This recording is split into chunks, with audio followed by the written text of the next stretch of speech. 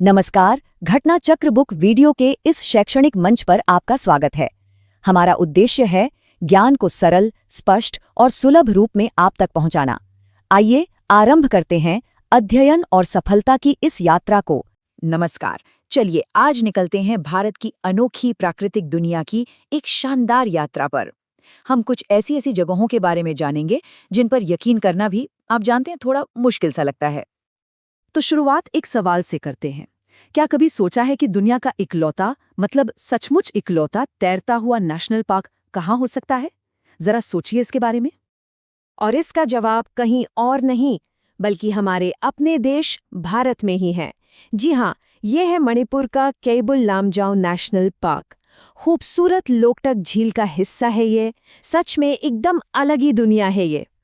लेकिन केबुल लामजाओ जैसी अनोखी जगहें तो बस एक शुरुआत है। चलिए अब भारत की कुछ और ऐसे ही शानदार प्राकृतिक घरों को थोड़ा और करीब से देखते हैं। तो देखिए, ये लिस्ट बताती है कि भारत कितनी जरूरी प्रजातियों का घर है। देश का सबसे बड़ा टाइगर रिजर्व यहीं है। एशियाई शेरों का इकलौता घर गिर फॉरेस्ट, एक सींग वाले गैंडों का गढ़ काजीरंगा, और जैसा कि हमने अभी देखा, संगाई हिरण का आखिरी ठिकाना केबुल लामजाओ।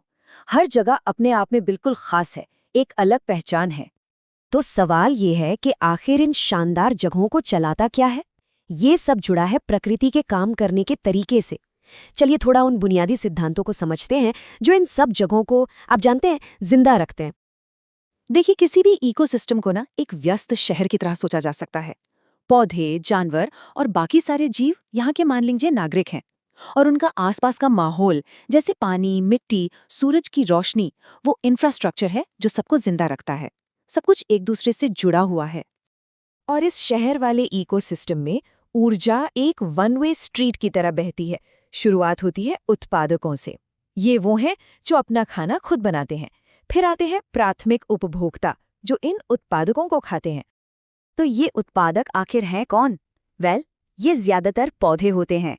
ये एक कमाल की प्रक्रिया से, जिसे प्रकाश संश्लेषण कहते हैं, सूरज की रोशनी को ऊर्जा में बदल देते हैं और इसी तरह से ये पूरी खाद्य श्रृंखला की, आप जानते हैं, नींव रखते हैं। अच्छा, इसके बाद खाद्य श्रृंखला में अगला स्तर आता है प्राथमिक उपभोक्ताओं का। ये शाकाहारी जानवर होते हैं जो ऊर्जा के लिए पौधों पर निर्भर करते हैं। जैसे एक हिरण घास खा रहा है, ये इसका एक परफेक्ट उदाहरण है। ये भी याद रखना जरूरी है कि सारे इकोसिस्टम प्रकृति ने नहीं बनाए हैं। एक तरफ तो जंगल जैसे प्रकृति की इकोसिस्टम है, तो दूसरी तरफ एक्वेरियम जैसे कृत्रिम इकोसिस्टम भी होते हैं जो हम इंसानों ने बनाए हैं, एक नियंत्रित वातावरण में। और यही बात हमें भारत के कुछ सबसे महत्वपूर्ण प्राकृतिक खजानों तक ले आती है।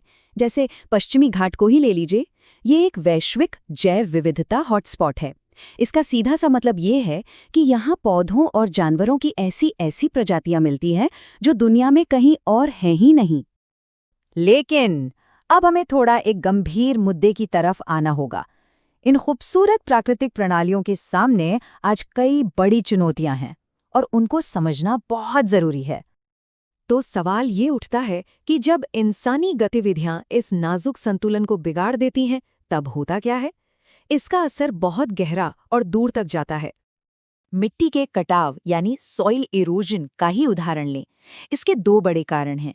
एक, वनों की कटाई, मतलब पेड़ों को काटना, और दूसरा, अत्यधिक चराई, जब जानवर सारी हरियाली चढ़ जाते हैं। दोनों ही मामलों में होता ये है कि मिट्टी कमजोर पड़ जाती है और पानी या हवा से आसानी से बह जाती है। एक और बड़ी समस्या है यूट्रोफिकेशन। इसे ऐसे समझिए कि पानी में बहुत ज्यादा पोषक तत्व आना पानी के लिए जंक फूड जैसा है। इससे शैवाल इतनी तेजी से बढ़ते हैं कि वो पानी की सारी ऑक्सीजन ही खत्म कर देते हैं, और नतीजा, मछलियों और दूसरे पानी के जीवों का दम घुटने लगता है। हम ऊर्जा के लिए क्या चुनते हैं, इससे भी बहुत फर्क पड़ता है। एक तरफ हाइड्रोजन जैसा ईंधन है जिसे सबसे साफ माना जाता है, और दूसरी तरफ है डीजल जैसे जीवाश्म ईंधन जो हमारे पर्यावरण में प्रदूषण के सबसे बड़े स्रोतों में से एक है। और इन सभी दबावों का एक दुखद नतीजा ये है कि बहुत सी प्रजातियां अब खतरे में हैं। हिमालयी भालू और लाल पांडा जैसे शानदार जानवर अब लुप्तप्राय श्रेणी में हैं। मतलब वो हमेशा के लिए इस दुनिया से गायब होने की कगार पर हैं। लेकिन सारी उम्मीदें खत्म नहीं हुई हैं। बिल्कुल नहीं।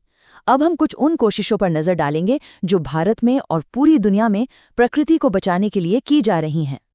भारत में लोगों ने हमेशा अपनी प्रकृति के लिए आवाज उठाई है। याद है 1973 का चिपको आंदोलन उत्तराखंड में, जहां लोग पेड़ों से लिपट गए थे उन्हें बचाने के लिए। फिर 1982 में आया जंगल बचाओ आंदोलन, जिसने प्राकृतिक साल के जंगलों को व्यावसायिक सागौन से बदलने का विरोध किया। और ये सिर्फ स्थानीय स्तर पर ही नहीं हुआ, अंतर्राष्ट्रीय स्तर पर भी बड़े कदम उठाए गए हैं। जैसे 1972 में स्टॉकहोम सम्मेलन हुआ, जिससे संयुक्त राष्ट्र पर्यावरण कार्यक्रम यानी यूनेप बना। रामसर सम्मेलन दुनिया भर की आर्द्र भूमियों को बचाता है। मॉन्ट्रियल प्रोटोकॉल हमारी ओजोन परत को बचाने के लिए था। और क्योटो प्रोटोकॉल जलवायु परिवर्तन से निपटने की एक बहुत बड़ी वैश्विक कोशिश थी। अब आते हैं एक खास साल पर, 2005। ये साल पर्यावरण नीति के लिए एक बहुत बहुत महत्वपूर्ण क्षण था। 2005 में न्यूजीलैंड दुनिया का पहला देश बना जिसने ग्लोबल वार्मिंग से लड़ने के लिए कार्बन टैक्स का प्रस्ताव रखा। हाँ, ये बात अलग है कि बाद में ये फैसला वापस ले लिया गया, लेकिन फिर भी ये एक ऐतिहासिक और काफी हिम्मत वाला कदम था। तो इन सभी स्थानीय और वैश्विक कोशिशों के बाद भी एक बड़ा सवाल सामने खड़ा है। क्या हम सच में काफी कुछ कर रहे हैं, या ये हमारे ग्रह को बचाने की एक बहुत लंबी लड़ाई की बस एक शुरुआत है? ये एक ऐसा सवाल है जिसके बारे में हम सबको सोचना होगा।